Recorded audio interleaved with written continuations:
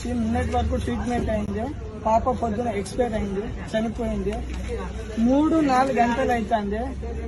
Government ambulance లేని పరిస్థితి ఇలా ప్రైవేట్ అంబులెన్స్ ని మేము మాట్లాడి ఇలా పంపిస్తున్నాం.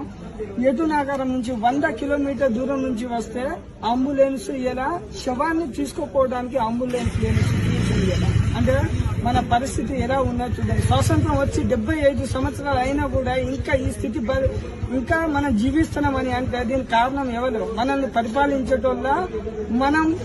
పరిపాలించేటోళ్ళని ఎంచుకున్నది మన తప్ప.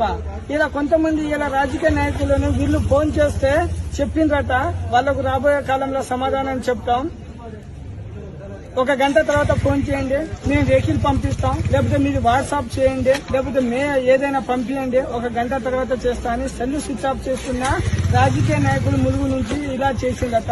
ఇది ఎంతవరకు రైట్ అండి? మీకు చేత కాకుండా నేనేం చేయలేదని చేతులు ఎత్తేయాలి. ఇలా 3 గంటల పాటు శవాన్ని పట్టుకొని ఒక తండ్రి నిలబడ్డాడు.